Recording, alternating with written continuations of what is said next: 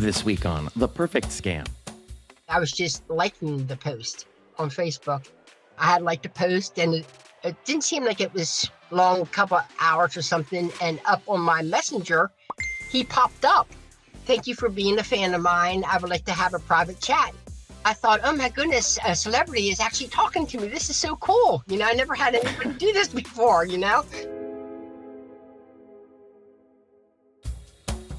Welcome back to The Perfect Scam. I'm your host, Bob Sullivan.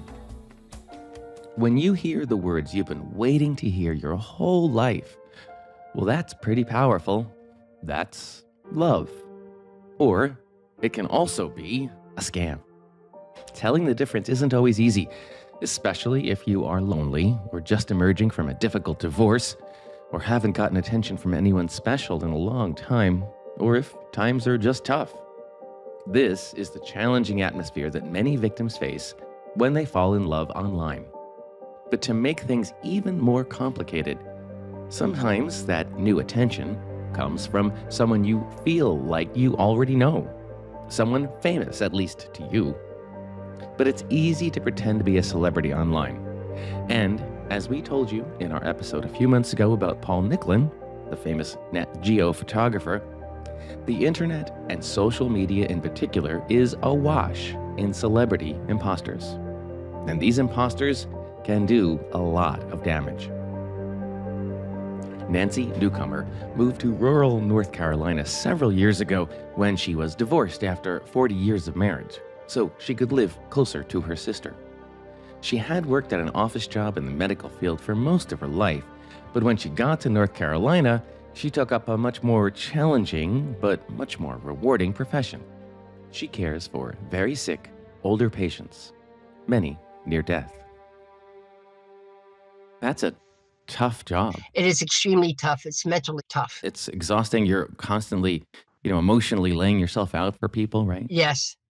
And the thing of it is you get so attached to your client, and then when they pass, it's just like a family member. You know what I mean? And it's my client that I have now is like that. She's getting towards the end, and it's going to be really hard. Yeah. Nancy has a roommate, and to help decompress from stressful, exhausting days of caring, the two of them often watch sitcoms from South Korean television. Nancy's roommate introduced her to the quirky shows a few years ago. She was hooked almost immediately. Tell me, if someone has never watched them, what makes them so much fun to watch? They're very good actors and actresses. They're like love, romance. Some are funny. Part I don't like is you have to read at the bottom because they're speaking their language. So that's kind of tiring on my eyes. Yeah, of course. I've watched a lot of them that I really liked. And then there was some that, just like any other show, there was some that I just didn't think too much of. But yeah, sure. But I never even heard of them before I even came here and in here. I was like, Korean shows? What are you talking about? Is there something, are they different from U.S. sitcoms? No, I think when you boil down to it, they're all basically the same thing, just like ours. You have your plot and your love story, and it's basically the same thing. It's just in Korean. You've got somebody who makes some terrible mistake, and it's really funny, right? Yeah. Pretty quickly, Nancy alights on her favorite Korean actor. His Korean name was An Hyo-seok, but his Canadian name is Paul An, A-H-N. Paul An. And so you take a real liking to Paul An. Tell me why. He was so cute. That's a good reason. Yeah, and he was a very good actor. I don't know. It's just, I think it was his show. It was called Business Proposal, and it was really good. I really enjoyed that show, and I think that's what hooked me on him. So what was Business Proposal about? It was about these two girls, and Paul was the very rich CEO of a company, and this girl was trying to get in with him. The other girl that she was with faked her identity to get in with him. Bottom line is they ended up hooking up together, And I think the next state of it was they were going to get married. It's just the whole process of the whole thing. It was cute. And he was funny, he was charming. Just Yeah, what kind of yeah. So Nancy binges on all the business proposal episodes, watches all the Paul on shows she can get her hands on. She doesn't remember when, but at some certain point, her social media feeds start getting flooded with Paul on. Fan pages, discussion groups, you know how this works. You've probably had it happen to you. Yes. I don't even know how that Korean stuff got on my media. But somehow it does. But anyway, I start liking some of the posts. They say different, things about it, and I didn't write anything. I was just liking the post on Facebook. And then one day, something really, really, really exciting happens. I had liked the post, and it didn't seem like it was long, couple of hours or something. And up on my messenger, he popped up, and I'm thinking, what is this?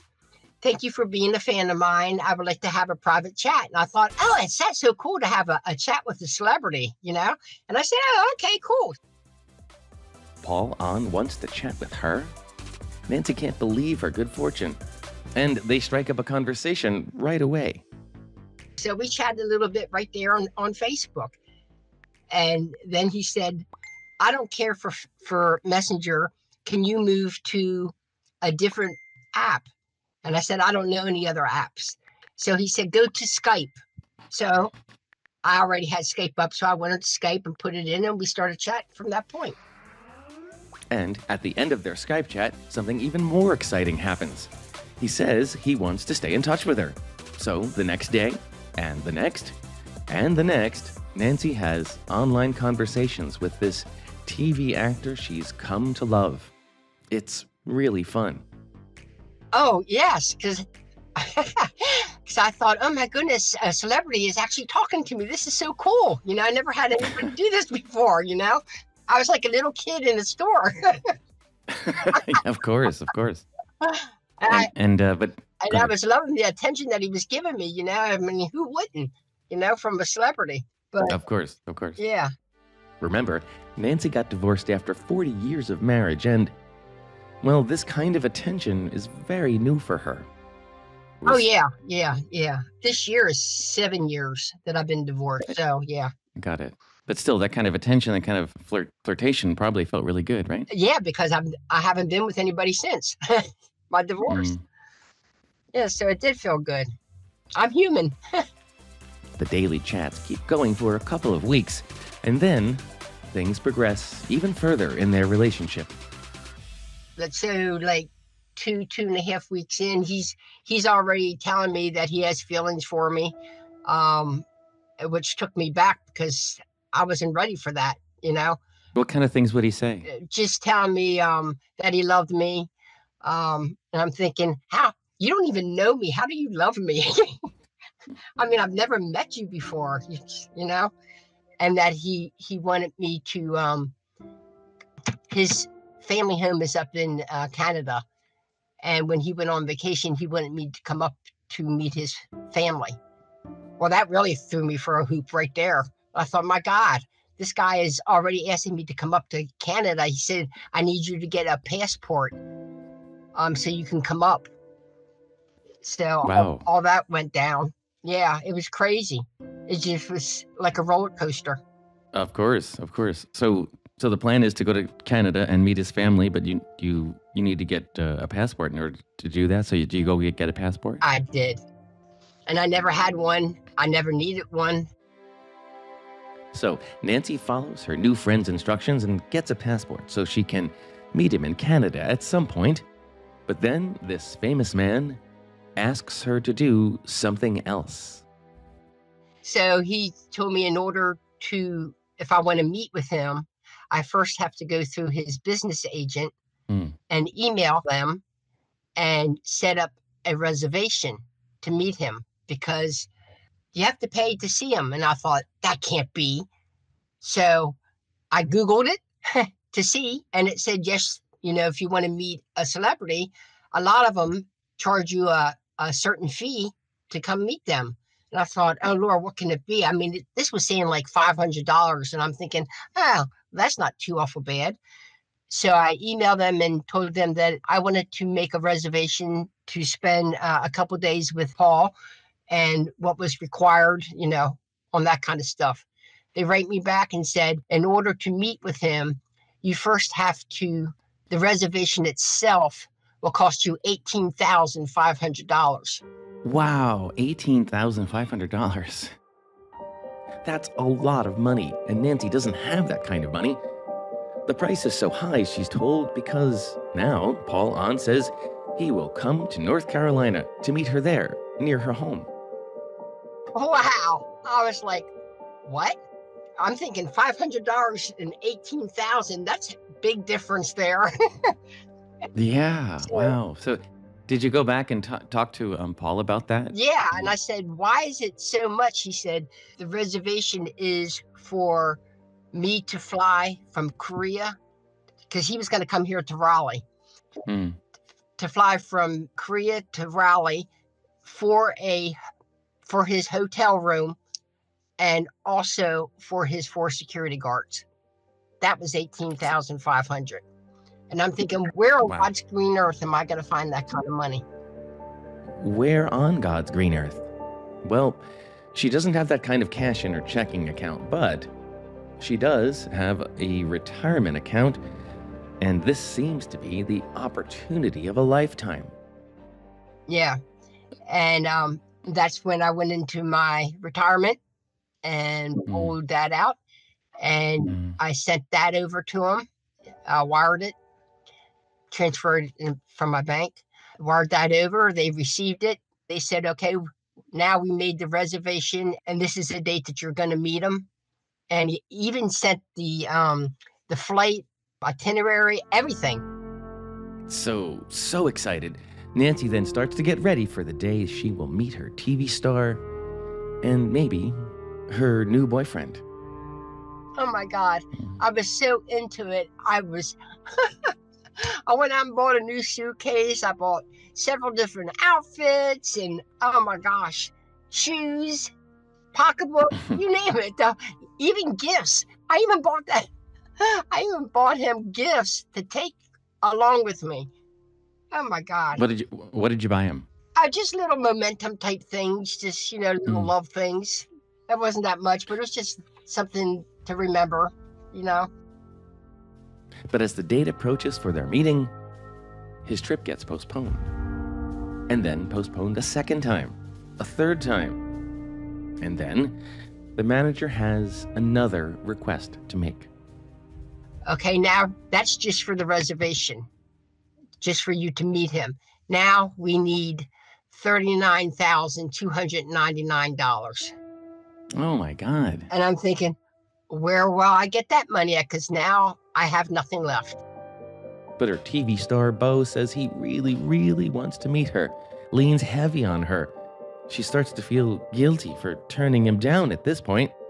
So I went to the bank and I got 2 loans and I sent the $39,000.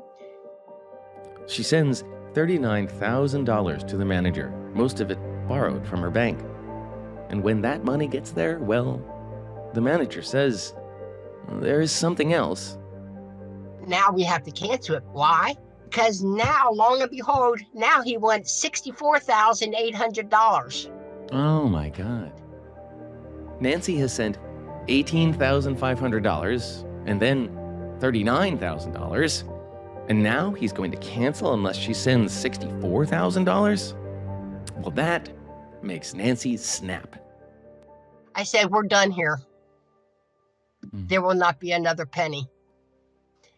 And he said, come on. I even talked to the director and he brought it down. And if you can just pay this, we can be together and, a whole caboodle. And I said, there will be no more money. He said, then I'm blocking you. That was it. Oh my God. That was it. He wanted that $64,000. Yeah, so did I. Nancy says no, and her TV star boyfriend suddenly blocks her. And this love affair that began in June ends abruptly in September. All over, just like that, like a canceled TV show. And then Nancy realizes she was never speaking to her hero, Paul Ahn. She was speaking to a celebrity imposter. When he blocked you, that must have been such an empty feeling. Oh my God, I cried. I felt like my life came to an end. I'm serious. Because I was so into him and I felt like I was so in love with this man, whoever he was. It wasn't Paul, and I feel bad for Paul and all of them because there's so many imposters out there and they're just like us. They're victims too. So I was very down. I was extremely depressed. I lost 40 pounds. Nancy spirals hard, blames herself, and then goes to a dark place. And it was like, oh my God, why didn't I see this? Everybody was telling me, why didn't I see this? I could have saved myself all that heartache and all that money. Oh, it's just so painful. And it's extremely painful. I mean, my church people came over to my house because he had called me and I told him I just didn't want to live anymore. And that scared him to death. And so he came over to make sure that I was okay. I said, I'm not going to take my life, believe me. Ain't nobody worth that to me. But I felt, so down and like I had hit rock bottom. You felt bad enough that it was actually something that crossed your mind. Yeah. Now is a good time to remind all of you listening that if you or someone you love is in a crisis, you can call or text 988 right now and get help from a caring professional. So as this was going on, did you keep this a secret from all your friends and family, or did some people know? No, my family knew, and one or two of my friends. My roommate never knew. I never said anything to her, but yeah, they knew, and they were all telling me, this is a scam. No, it's not. No, it's not, Nancy's church community helps her during her darkest days, and others nearby also step in to help. Yes. And my job now has, gracefully enough, gotten a GoFundMe for me. Oh, wow. Yeah. So. Remember, Nancy's job is very stressful and emotionally draining. She spends her days caring for people, getting attached to people who might not live much longer.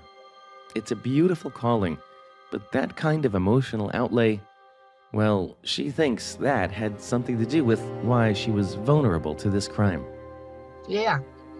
Yeah, and my problem is I have such a huge heart and a soft spot, and I was just, that guy targeted in on me and he thought, boy, this is easy money, and he got me.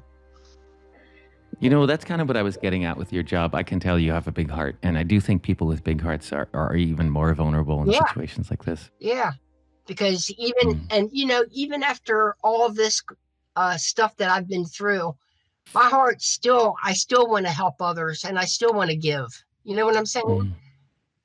I'm not going to let him put that bitterness inside of me. Good for you. That's great. That's also pretty rare. I would think it's easy to get bitter, right?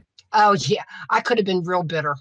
And I had, I'm still working on it, but I have a pretty big issue trusting right now. So yeah, I'm kind of leery on doing too much of anything, but it'll come around to me. I'll get it back. How are you doing otherwise? I mean, I know this was an immense burden for you financially. Yes, paycheck to paycheck, man. And all your retirement money is gone. Yeah, right? I have nothing to fall back on. My daughter up in Maryland, and I have 3 grandchildren. That was supposed to be for them, and he sold that. So now I have nothing to give to my daughter. If you could talk to the person who did this to you now, what would you say? Oh my God, I'd be in jail. I guess my first thing would be why. Why would you do why? How can you be so cruel? How do you sleep at night? That you do this to another human being and you wreck their whole world. I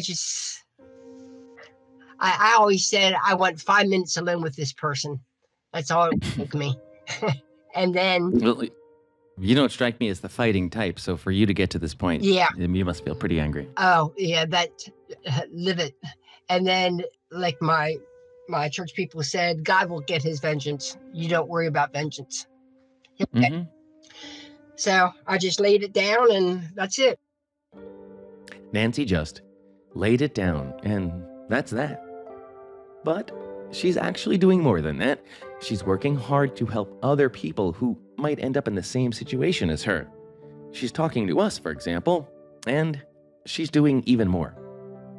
So what about somebody who is using the internet now and gets a message from someone who they admire from television or from the music world? What would you say to that person? And I've been on Facebook, and I've seen them. Some of the other stars, there's so many different ones, and they'll say, "Oh, I love you, and the whole caboodle." And I am right in that reply saying, "These are all imposters. Do not, by any means, get on chat with them. Block them and report them immediately." So you actually reach out to other people proactively and say, avoid this. Absolutely. Absolutely. Wow. That sounds like a full-time job, because I know there's a lot of imposters out there. Yeah, well, just Paul itself, he had 97 imposters of all the digits he has. 97. You're kidding. Nope. That's just one actor. Nancy reported her crime to the FBI and to her bank, but they both said there was nothing they could do.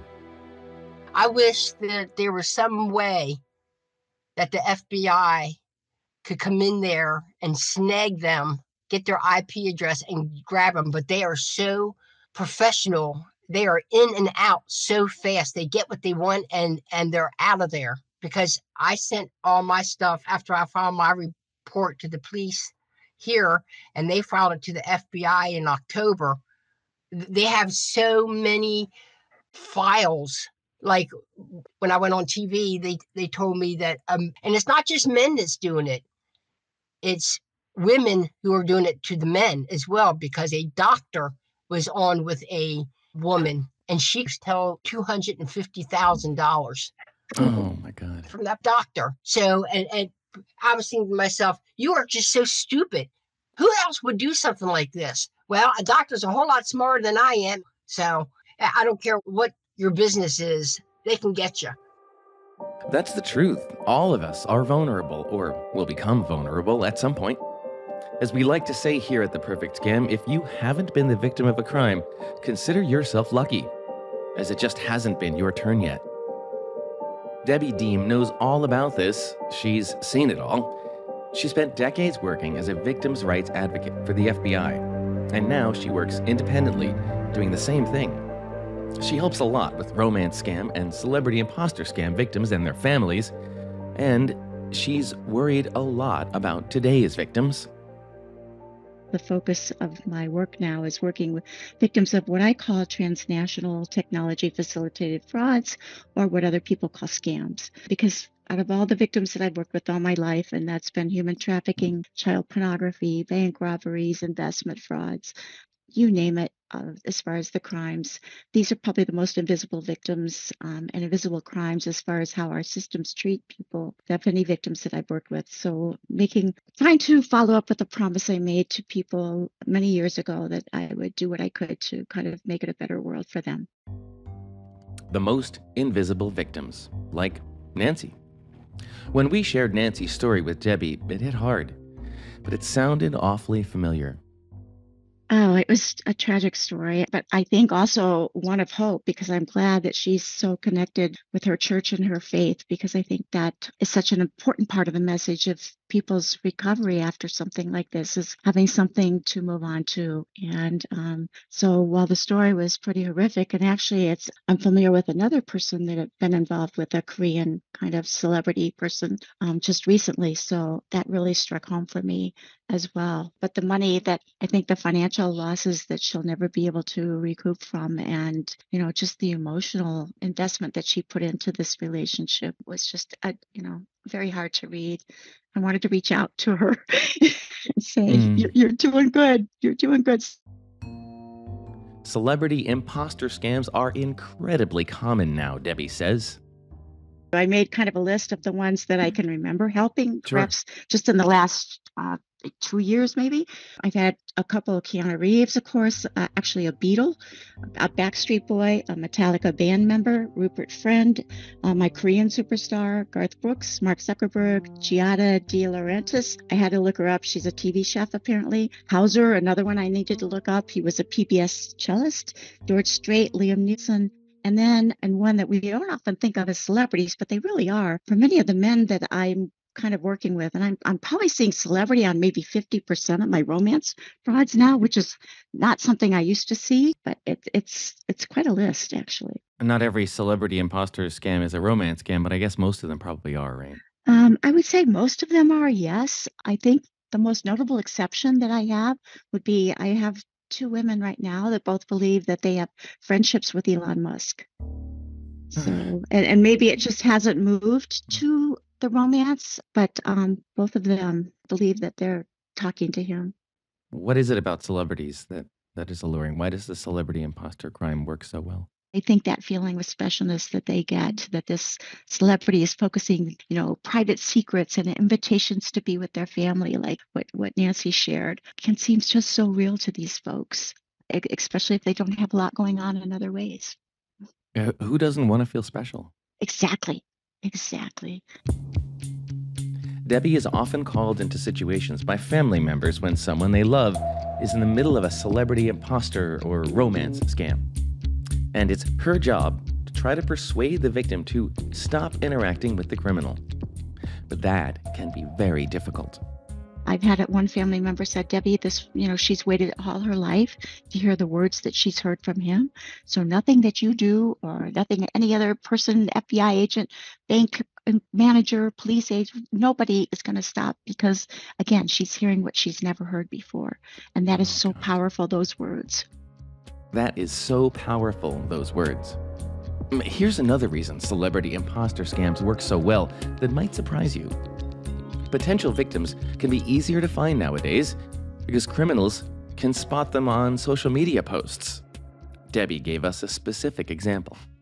She was involved with someone or manipulated by someone after having a real picture taken of her with a real celebrity.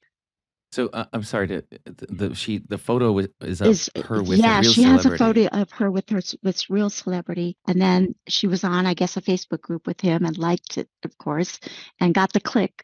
Got a message saying, "Oh, I liked your comment that you had to say. Would you like to speak with Rupert? I'm his manager. I can put you in touch." And it went on from there. So of course, if you end up getting a picture with a celebrity that you meet in the grocery store or whatnot, you're going to put it on social media and say, "Look, all my friends, I got to meet, this Yes. person." Yes. And then a criminal could see that and then easily say, "It was really nice meeting you the other day. Why don't we chat some more," right? Exactly. That's exactly the way that it's done.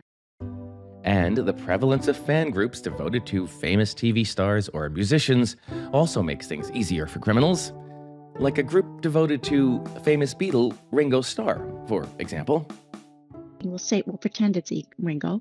I had Ringo responding to a lot of these people saying, "Wow, that's a very astute comment," or "I hope you can show up for this," or "Why don't you private message me and we could talk further?" And I think a lot of these people were actually believing that this was really, in this case, Ringo talking to them or his manager. And so it was interesting. On just one of them, I posted, "Folks, don't believe this, please. This is a scam site not run by the real Beatle. He is not speaking to you. Leave this site as its purpose is to steal money or financial information from you." And, within 12 hours of me doing that, I had been deleted from all 5 of those groups. Once you discover a group like that, I'm sure that you do or have in the past reported it. What happens? And I'll report it to the administrator, and I never really hear anything. It's interesting. Yeah, I haven't had very good response once I report either to, in this case, Facebook or to the administrator of the site. That's what Debbie does in her free time. She outs celebrity imposters and then gets banned. But during her days, she spends a lot of time working with victims, and she has this important message for loved ones trying to help people in this situation. A single conversation will almost certainly not be enough. So these people who think they're talking with Elon Musk, they have connected with you, but yet they still believe they're talking with Elon Yeah. Musk, right? Yeah, Bob, these aren't, I always say that when you're dealing, especially with what these are kind of chronic victims, I'm always saying that the one-time interventions don't work. And it's got to be very ongoing. This is they've taken months and weeks to get into these things. It's going to take months and weeks to get out of it. I also think it's important, just like a lot of illnesses that people suffer, there can be backsliding, right? In some cases, Oh, somebody might come to you and believe you that they're not talking to, the real celebrity. But then at some point, go back to them anyway. they do. Or it's not uncommon that that fake celebrity will replace it with a different celebrity or somebody else to kind of continue the fraud. So they kind of know when they're losing someone and that maybe they need to bring somebody else in. So, it's not uncommon for people, especially if they're lacking a reason to get up in the morning, and the kinds of, the passion and the high emotional state that these scam criminals can get these people in. What do you find to replace that? And that's the toughest thing, again, when I'm dealing with family and friends. What are you helping them to find to replace that? Because sometimes coloring with your grandkids and, the family dinners once a week is not enough for people my age and older. Debbie points victims towards social media groups devoted to recovery from romance scams or celebrity imposter scams. So the victims get reinforcement that they aren't alone, and they get ongoing reminders not to re-engage with their imposters. Debbie's also got plenty of good advice for people to avoid scams. Listen to your family and friends. If the bank has given you warnings, pay attention to those. I would also, and I've done this myself, I've signed up for a trusted contact person, that a kind of what they call an emergency contact on all my accounts. So both my retirement accounts now, as well as my banking accounts, because I've learned from all the wonderful victims that have shared their lives with me, how important that might be, because maybe sometime, I'm hoping not, but in the next few years, as I'm getting older too, this kind of thing might happen to me in some ways. And if you have this trusted contact person, it's someone that can be contacted if your pattern in banking is really unusual, like you're taking out loans or you're taking out money that doesn't fit your normal pattern. This emergency contact can be contacted, and they don't have access to your account. So it might be a son or a daughter or, someone else that you trust, that they can be contacted on this. And I think having that for everybody is just a really important way to kind of help intervene before something like this gets very serious. And while many experts talk about loneliness as a driving force behind romance and imposter scams, Debbie thinks there's another culprit too: boredom. And now if we have to sit for 2 minutes without our cell phones, we don't know what to do. And I bring this up a lot at the conferences I go to. I'm always the one saying, well, it's more than just loneliness. I see boredom as a big issue. I have a little difference between loneliness and boredom, because I have several people, and not necessarily just with celebrities, but involved in just romance frauds in general. But they're very busy in their life and they have a lot of activities, but they're missing that emotional connection kind of thing. So I think there's a boredom factor and that emotional factor, and then loneliness. And I'm not sure how all three interplay with each other, but I've seen all three kind of at stake in these things. Finding community can be a big help with both boredom and loneliness. I think for Nancy, it was really important finding her faith and her work with the church. And for all the victims I'm working with, it's trying to help them find that purpose again. And for so many of them, that's what's really keeping them back still with that celebrity or a new one or whatever, but finding that reason. And what's so cool about this work is that when you can get them to be a part of programs like AARP's REST program or some of the other support group kinds of things, or even these social media groups that are, assisting victims of these kinds of frauds, and they can go in and help other people get through it. It is such a powerful thing, Bob, to see them do that and move to that stage of being fraud fighters to help stop this happening to other people. And when we can do that, we need to make more channels available for them to be able to do this kind of thing. I think that's probably one of the most critical things. And again, what I was most impressed about with Nancy is that she's finding her way out in this way. You can learn more about AARP's REST program, an online fraud peer support group, at aarp.org/fraud support. Debbie has really specific advice for friends and family who are dealing with a victim in the middle of a romance or a celebrity scam. I'm really fond of the ask questions technique she talks about here. I think, first of all, don't lecture is critical as much as you want to, because it's going to push them away further. And as is the I told you so's. I think, again, helping them to find what they're going to find to replace that relationship or behavior with, and help give the victims the tools they need to explore, discover that they're imposters on their own, like how to do a reverse image search, kind of asking questions about things, like the one I asked where I said, gee, that's only an hour flight away. I wonder why he can't make that. Just trying to get these kinds of things so that kind of these rationalization traps that these folks get caught up in, rather than questioning the whole relationship, they're kind of rationalizing that I'm a good person and I'm involved in this, so it must be okay, and I'm going to show everybody that it's going to turn out all right.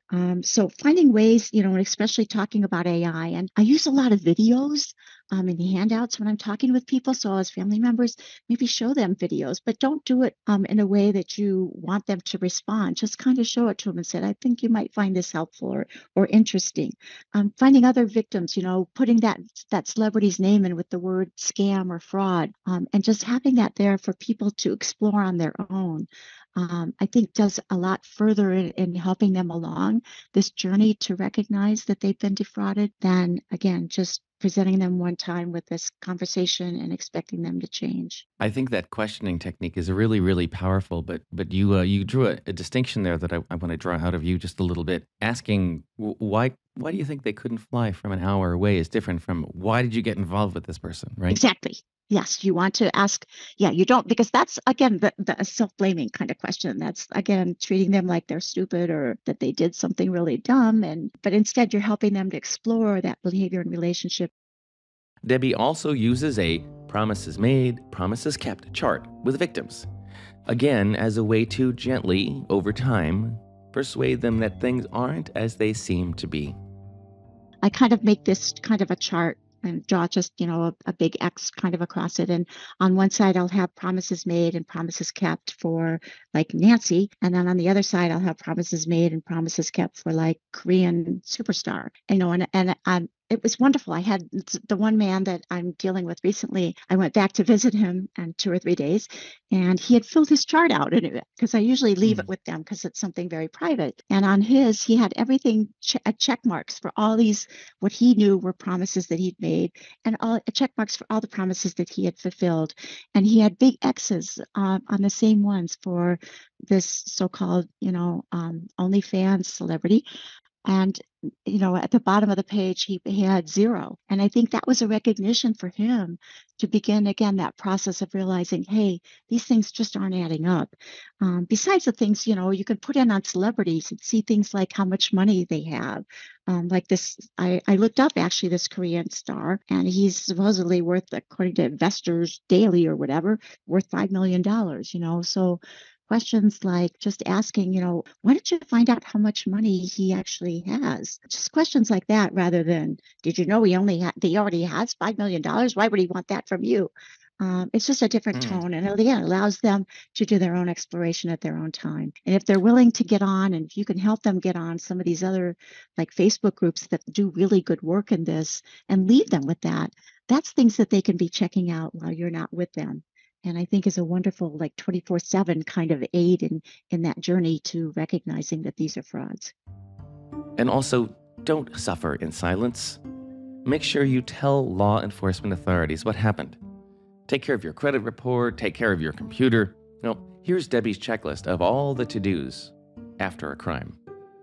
I think it's really important for people, and again, whether this is both prevention and intervention, and just talking about these kind of things that people really need to do. And that would be, of course, reporting to the banks, preserving your texts and emails, reporting it to IC3, the police if you can. If crypto investments involved, of course, there's a whole other things that you have to do on this.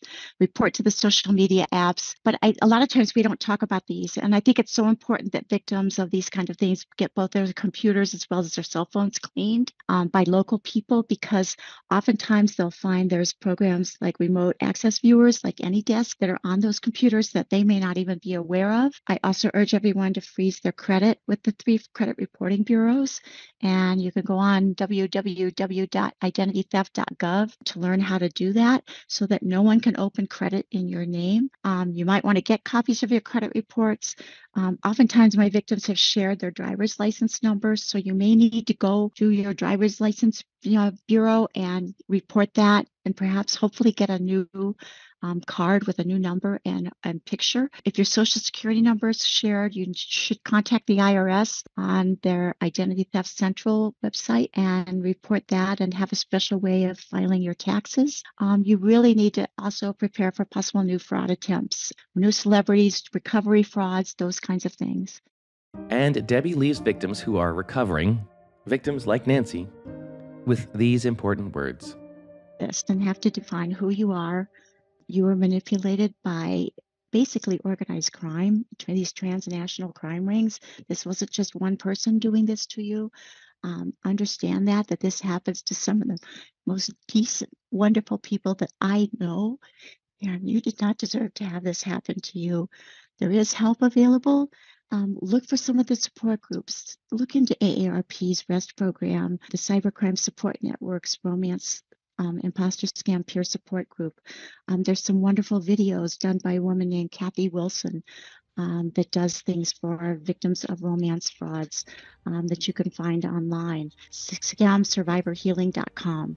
Free videos that you can look at. Take advantage, talk to people about this that you trust. And don't be afraid to come forward and recognize what you've been through. And try to take a role, if you can, of helping other people, because often that's the best way of helping ourselves in whatever we're dealing with. The crime doesn't have to define you, and helping others is often the best way to recover. So thank you, Nancy, for sharing your story with us. For The Perfect Scam, I'm Bob Sullivan.